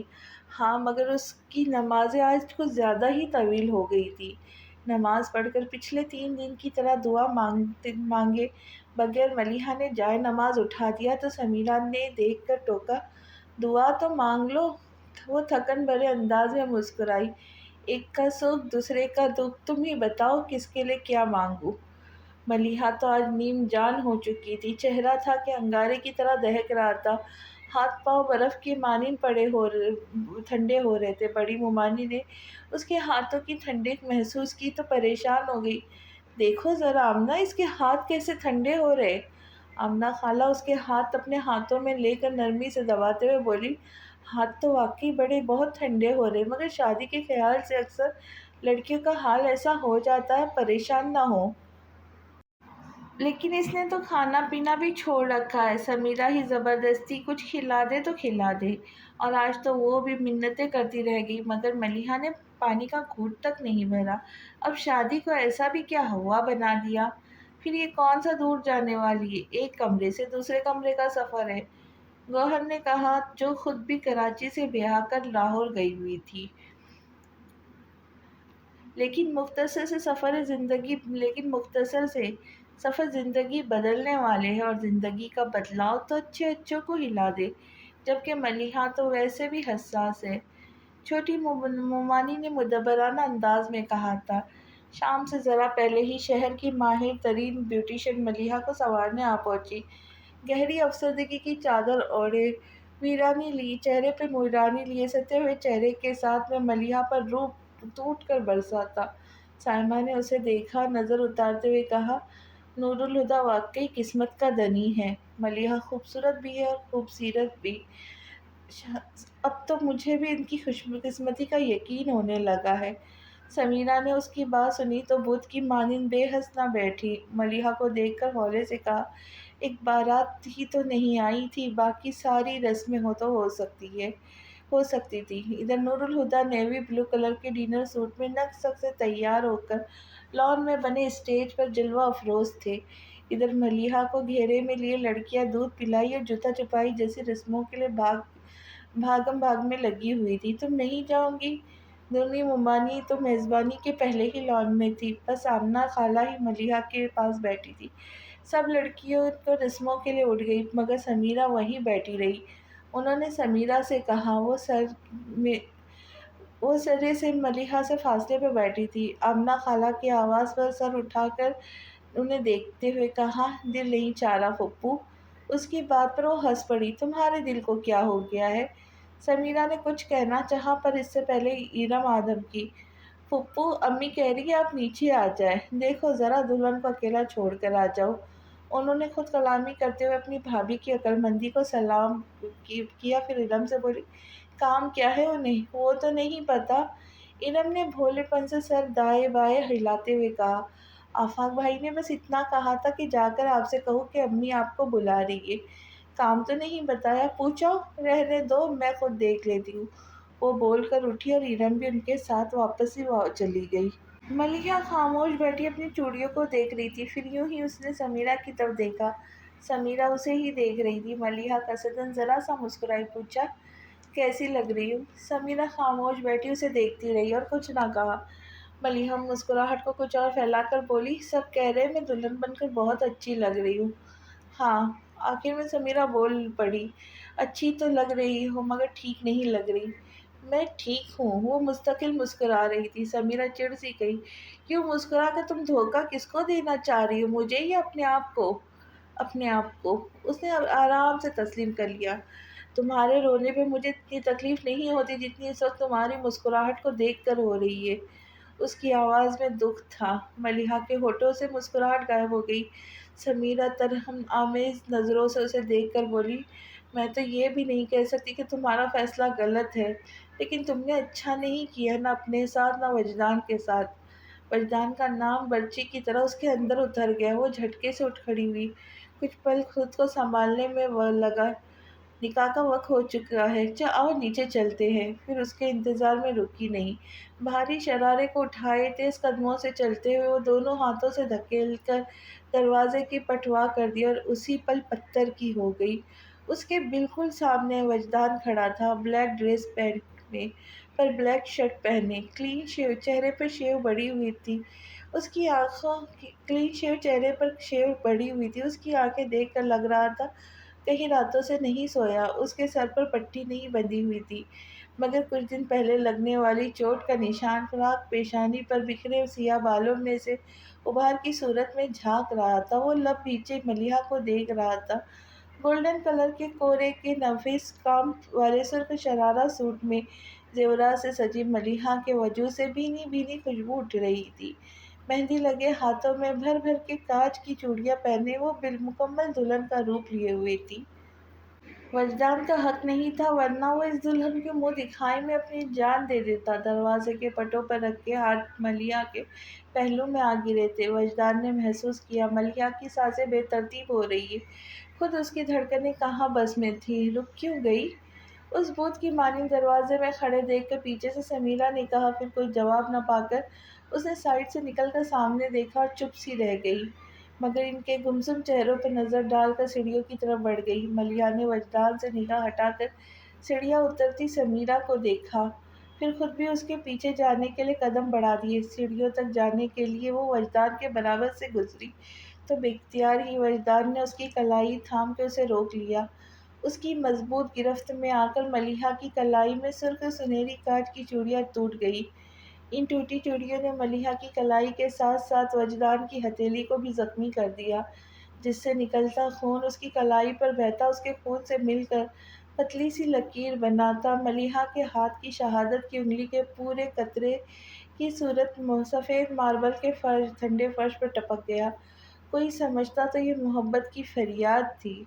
وجدان ملیحہ کے ہر نقش کو دیکھ رہا تھا، پلکیں جھکائے ملیحہ اپنے چہرے پر اسی حدت کو محسوس کر رہی تھی جس نے ایک دن لائبریری میں بیٹھے بیٹھے اچانک ہی اسے بے چین کر دیا تھا۔ ملیحہ آج بھی بے چین ہو گئی۔ اس بے چینی میں ایک کسک تھی، کھو دینے کا ملال پوری شدت سے اس کے اندر جاگا تھا۔ کئی دنوں سے برف میں لپٹی اس کی حساسیت کو جیسے کسی نے بھٹی میں جھونک دیا تھا۔ اس نے چہرہ موڑتے ہوئے پلکیں اٹھا کر وجدان کے سرخ ہوتی آنکھوں کو دیکھا اور ایک آنسو کا قطرہ اس کی آنکھ سے ٹپک کر گال پر پھسلتا چلا گیا۔ ایک ہاتھ میں اس کی کلائی پکڑے دوسرے ہاتھ سے وجدان اس نے اس آنسو کو سمیٹنا چاہا۔ اس نے ہاتھ اٹھایا ہی تھا کہ ملیحہ نے آنکھیں میچتے ہوئے چہرہ دوسری طرف موڑ لیا۔ نارسائی کی تیز دھار تلوار نے وجدان کے وجود کے دو حصوں میں کاٹ ڈالا۔ یہی پل زندگی کی موت ہے، اس کے دل نے کہا۔ اسے لگا اگر وہ ایک پل اور وہاں رکا تو اس کے وجود کی دیوار ڈھہ جائے گی۔ ملیحہ کی کلائی چھوڑ کر وہ مڑا، پھر تیز قدموں سے ایک ایک کرتا سیڑھیاں اترتا چلا گیا۔ ملیحہ کا دل چاہا دوڑ کر اسے تھام لے، مگر دل کی اس خواہش کو دباتی بجائے آگے قدم بڑھانے کے وہ الٹے پیروں چلتی کمرے کی دیوار سے جا لگی۔ وہ دھندلی آنکھوں سے دور جاتے وجدان کو دیکھ رہی تھی۔ وہ جیسے جیسے سیڑھیاں اتر رہا تھا ملیحہ کے بدن سے جان نکلتی جا رہی تھی۔ وہ دیوار کے سہارے بیٹھتی چلی گئی۔ وجدان لمبے لمبے ڈگ بھرتا ہال کے دروازے سے باہر نکل گیا۔ یہ وہ منظر تھا جسے دیکھنے کے بعد ملیحہ کی آنکھوں نے اور کچھ نہیں دیکھا۔ آنکھوں کو بھیجتے وہ گھٹنوں کے بل گر پڑی، پھر اس کا وجود کٹے ہوئے شہتر کی مانند بائیں طرف ڈھہ گیا۔ وجدان نے دور سے نور الہدیٰ کو دیکھا جو بڑے مسرور سے انداز میں سب سے ہاتھ ملاتے ہوئے مبارکبادیں قبول کر رہے تھے۔ ایک دم سے اس کا دل چاہا اس شخص کو قریب سے دیکھے جس کی خاطر ملیحہ خود کو منانے کے لیے تیار ہے، اس شخص کو دیکھے جس کی خاطر ملیحہ خود کو مٹانے کے لیے تیار ہے۔ وہ چلتا ہوا اسٹیج پر آ گیا۔ ہادی بھائی! وہ جانے کس سے گفتگو میں مشغول تھا کہ ایک آواز نے انہیں پکارا۔ وہ چونکے، اس نام سے بس ملیحہ نے انہیں پکارا کرتی تھی۔ پھر پلٹ کر دیکھا، پکارنے والے کی آواز میں ہی نہیں، چہرے پر بھی ویسی ہی تعظیم تھی جو ملیحہ کے چہرے پہ انہیں اپنے لیے نظر آتی تھی۔ شادی مبارک ہو ہادی بھائی! وجدان کے پورے وجود پہ مرونی چھائی تھی، مگر وہ خلوص سے متبسم لہجے میں بولا، شکریہ۔ نور الہدیٰ پوچھنا چاہتے تھے کہ وہ کون ہیں اور انہیں اس نام سے اور اس انداز میں کیوں پکار رہے تھے۔ وہ شکریہ کے سوا کچھ نہ بول پائے۔ میں آپ سے یہ نہیں کہوں گا کہ ملیحہ کو خوش رکھیے گا، کیونکہ میں جانتا ہوں ان کا خیال رکھے بغیر آپ رہ نہیں سکتے۔ ان نیک خیالات کا شکریہ، مگر معافی چاہتا ہوں میں نے آپ کو پہچانا نہیں۔ انہوں نے دو سوال کیا جو انہیں الجھا رہا تھا۔ ہم پہلی بار مل رہے ہیں ہادی بھائی۔ اور نور الہدیٰ اور بھی چونک گئے۔ پھر اپنا تعارف بھی کروا دیجیے۔ میرا تعارف غیر ضروری ہے، بلکہ بہتر ہوگا کہ اس ملاقات کے بعد آپ مجھے بھول جائیں، لیکن میں آپ کو ہمیشہ یاد رکھوں گا۔ پھر خود ہی آگے بڑھ کر وہ نور الہدیٰ سے بغلگیر ہو گئے۔ اللہ حافظ ہادی بھائی، وجدان نے کہا، پھر الگ ہو کر ان سے ہاتھ ملا کر اسٹیج سے اتر گئے۔ نور الہدیٰ آنکھوں میں حیرت لیے اس اجنبی کو دیکھ رہے تھے جس کی آنکھوں کی ویرانی انہیں عجیب سے انداز میں چونکا گئی تھی۔ پھر سر جھٹک کر وہ بابا جان کی طرف متوجہ ہوئے جو انہیں کسی سے ملوانا چاہ رہے تھے۔ جس وقت وجدان نور الہدیٰ سے مل کر اسٹیج سے اترا، آفاق وہیں موجود تھا۔ وجدان کے اترنے کے بعد وہ بھی اسٹیج سے اتر کر وجدان کے پیچھے چل پڑا۔ اس کے قریب جا کر ہلکی آواز میں پوچھا، ملیحہ سے ملاقات ہو گئی؟ وجدان نے اسے دیکھا، پھر ہوں کہہ کے اس بات میں سر ہلاتے ہوئے دوسری طرف دیکھنے لگا جہاں ہنستے مسکراتے لوگوں کی چہل پہل تھی۔ آفاق سمجھ نہیں پا رہا تھا کہ اسے کیا کہے، پھر اس نے اس کے کندھے پہ ہاتھ رکھ کر حوصلہ دیا، مگر دوست کی غمگساری پا کر وجدان کا حوصلہ ٹوٹنے لگا۔ اس نے نچلا ہونٹ دانتوں تلے دبا کر آفاق کو دیکھا اور کہا، اچھا دوست، اب اجازت دو۔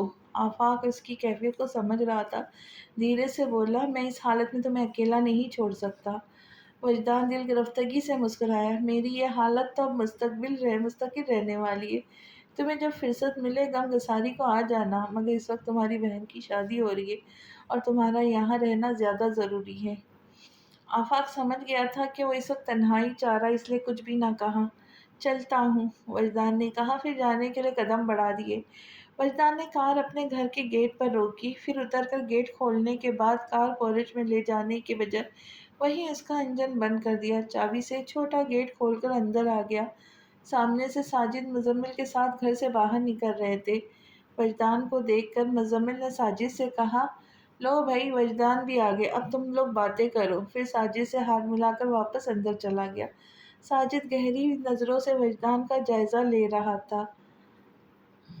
ٹینس لگ رہے ہو، اس نے کہا تو وجدان اپنے پیشانی مسلتے ہوئے بولا، بس ایسے ہی۔ پھر فوراً بشاشت سے کہا، تم سناؤ۔ اور ساجد فوراً سنجیدگی کا چولا اتار کر اپنی جون میں آ گیا، ضرور سنائیں گے بھائی، کہو کیا سننا چاہو گے، قوالی، غزل یا پھر ٹھمری سے کام چلے گا۔ الحمدللہ اس وقت سب کچھ سنانے کی پوزیشن میں، البتہ نہ رہتا اگر میں نے اپنے کیمرے کا رول دھلوائے بغیر ایڈیٹر صاحب کو دے دیا ہوتا۔ بولتے ہوئے اس نے ہاتھ میں پکڑی فائل میں سے ایک لفافہ نکال کر اس کے سینے پہ مارتے ہوئے جھڑک کے کہا، لے پکڑ اپنی سوغات، اور آئندہ میرے کیمرے کو ہاتھ نہ لگانا۔ میں تو تجھے شریف آدمی سمجھتا تھا، اور تو چوری چھپے لڑکیوں کی تصویریں اتارتا ہے۔ سدھر جا، نہیں تو کسی کے بھائی کے ہاتھوں پٹے گا۔ وہ جانے کیا بول رہا تھا، وجدان نے دھیان بھی نہیں دیا اور نہ سمجھی کے عالم میں اس لفافے کو کھولنے لگا جو ساجد نے اسے پکڑایا۔ لفافہ کھلا اور ملیحہ کی تصویریں وجدان کے ہاتھ میں آ گئی۔ تصویروں میں مسکراتی ہوئی ملیحہ اس ملیحہ سے کتنی الگ تھی جسے وہ ابھی مل کر آ رہا تھا۔ ایک ایک کر کے تصویروں کو دیکھتے ہوئے اندر جانے لگا۔ او بھائی، میں یہاں کھڑا ہوں۔ اسے غیر دماغی کی کیفیت میں اندر جاتے دیکھ کر ساجد اپنی ناقدری پہ بولا۔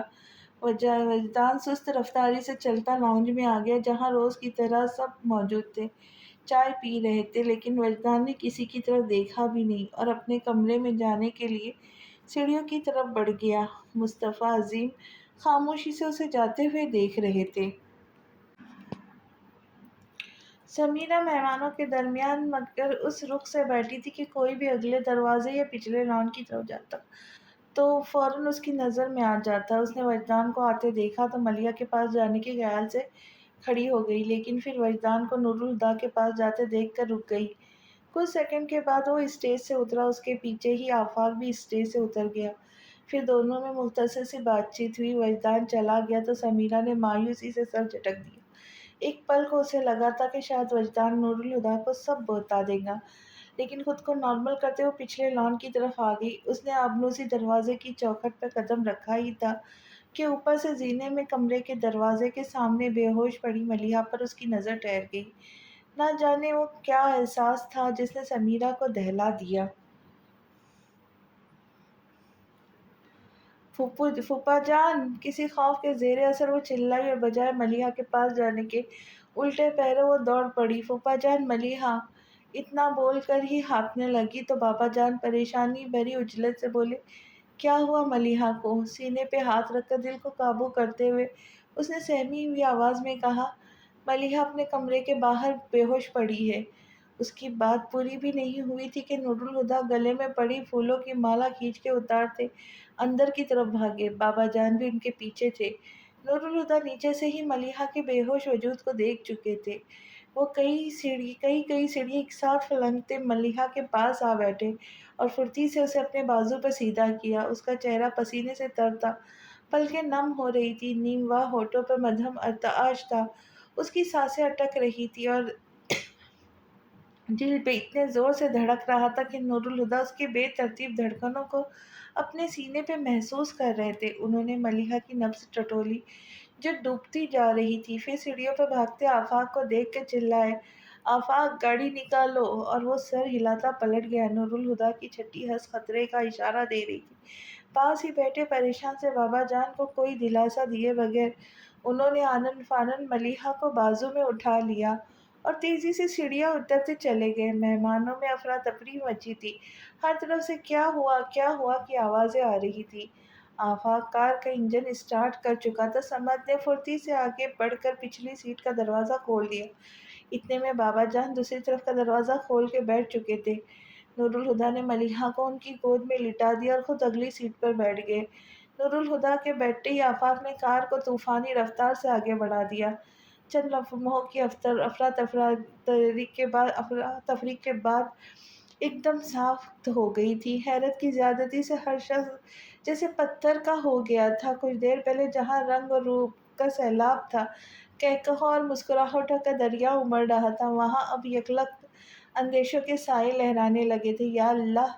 دروازے کے آگے بنے چھوٹے سے برآمدے کی سیڑھیوں پہ بے دم ہو کر بیٹھی سمیرہ کے لبوں سے دعا کی صورت ایک پکار نکلی۔ ہمیشہ نپے تلے انداز میں برتاؤ کرنے والے بابا جان ہاتھ پیر چھوڑ بیٹھے تھے۔ کبھی وہ ملیحہ کو چومتے، کبھی اس کے چہرے کو، پھر اس کے گال تھپکتے ہوئے آوازیں دینے لگے تھے، اور جب پکار رائگاں جاتی تو اسے خود میں بیچ کر سسکنے لگے، اے اللہ میرے حوصلے کو نہ آزما۔ یہ دعا ان کے زبان کا درد بنی ہوئی تھی۔ نور الہدیٰ بار بار مڑ کر دیکھ رہے تھے، ان کی آنکھوں میں تشویش بڑھتی جا رہی تھی۔ اچانک بابا جان کو دھیان آیا ملیحہ دلہن بنی ہوئی ہے، تو وہ آنکھیں جھپک کر دھند کی صاف کرتے ہوئے اس کا چہرہ دیکھنے لگے۔ بابا جان نے زندگی میں کئی صدمے جھیلے تھے مگر ان کی آنکھیں نم نہیں ہوئی تھی۔ لیکن ملیحہ کو دیکھتے دیکھتے ان کی آنکھیں بھر آئی تو اس کی پیشانی پہ ہونٹ رکھ کے رو پڑے۔ تبھی انہیں احساس ہوا کہ ان کے ہاتھ میں پکڑا ملیحہ کا ہاتھ ان کے ہاتھ سے سرک گیا ہے۔ وہ ٹھٹک کر اپنے خالی ہاتھ کو دیکھنے لگے، پھر گھبرا کے ملیحہ کی بند پلکوں کو دیکھا اور زور سے چلائے، آفاق گاڑی تیز چلاؤ۔ آفاق پہلے ہی بہت اسپیڈ میں ڈرائیو کر رہا تھا۔ ان کے لہجے کی سرسراہٹ کو محسوس کر کے اس نے رفتار اور بڑھا دی۔ اسپتال کے ایمرجنسی ڈپارٹمنٹ کے گیٹ پر گاڑی رکتے ہی نور الہدیٰ اترے اور پچھلی طرف کا دروازہ کھول کر ملیحہ کو نکالنے لگے۔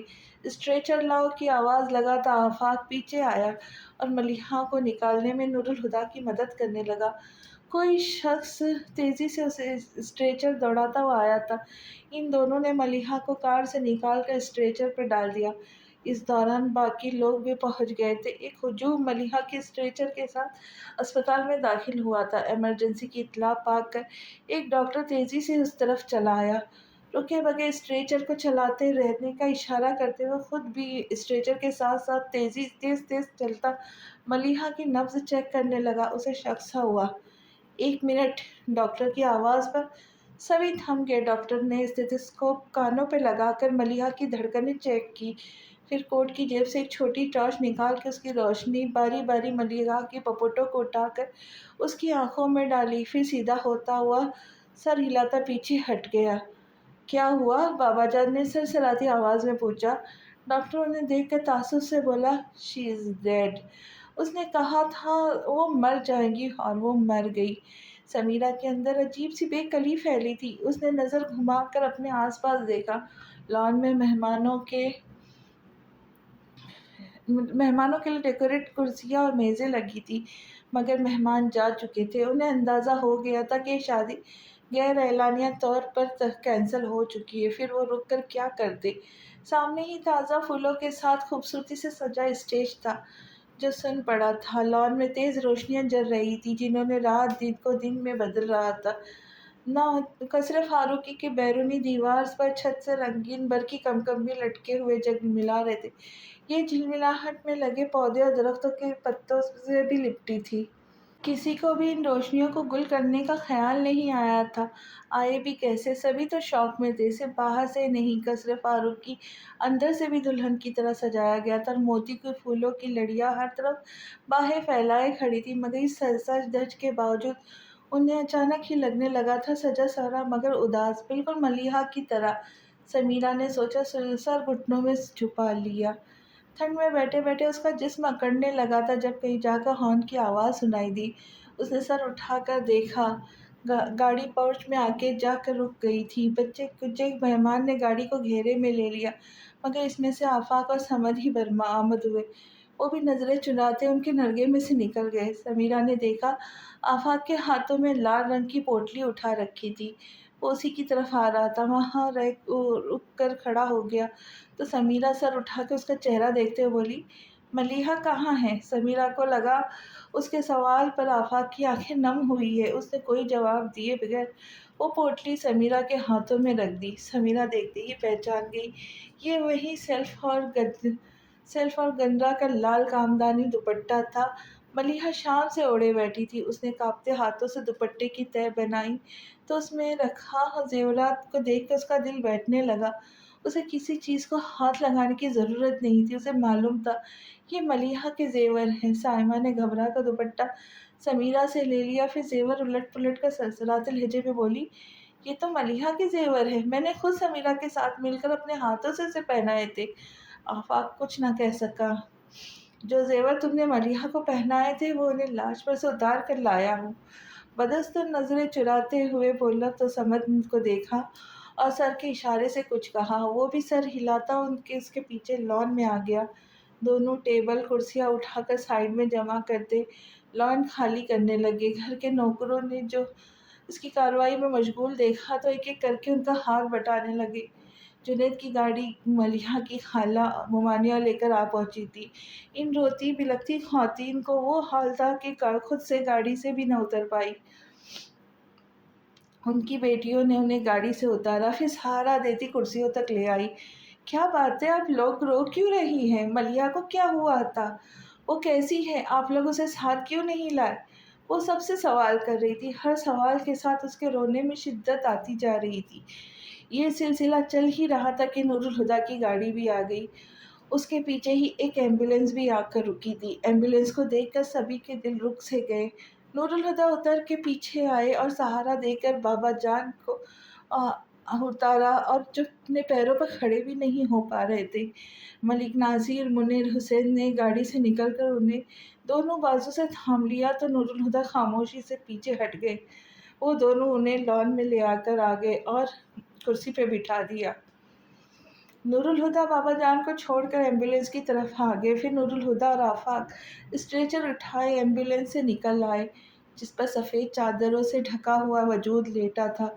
जिस किसी ने भी ये मंजर देखा उसकी चीखें निकल गई।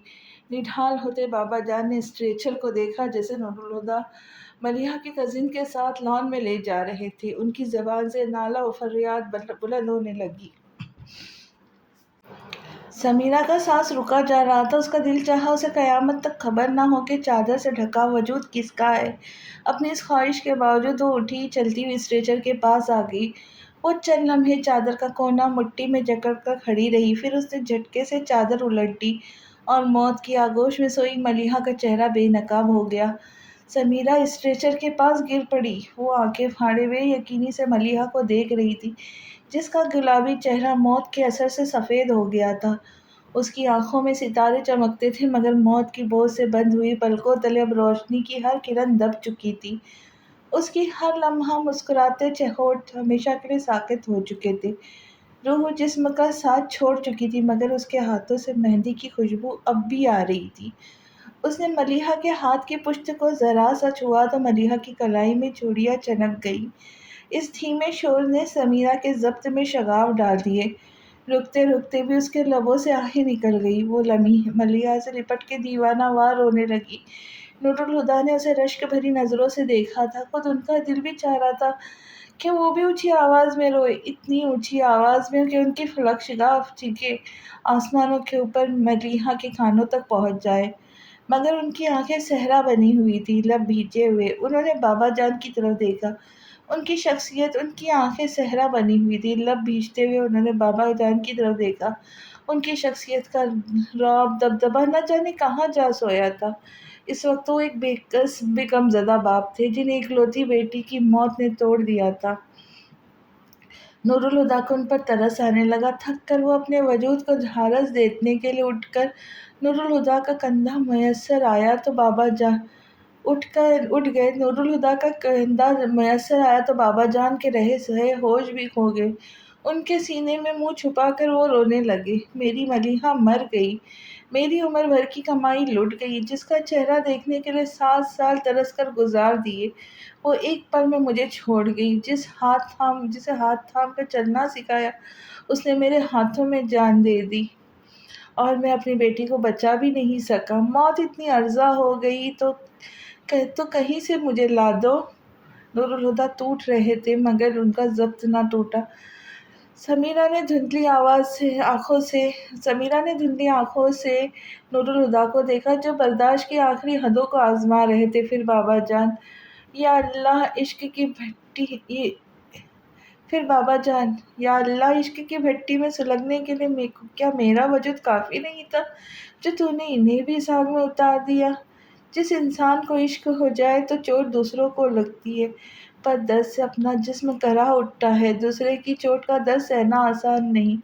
یہی وجہ ہے کہ یہ جستجو کوئی نہیں کر پاتا، یہ الاؤ اسی لیے ہر بھٹی سے دہکایا نہیں جاتا کہ جس کا سینہ عشق کی بھٹی بن جائے، اس کی آنکھوں میں کسی دوسروں کے جینے کا احساس کر کے اپنی جلن بھولنا بہت مشکل ہے، اور جو بھول جائے وہ عمر بھر جلتا ہے پر آگ نہیں بجھتی۔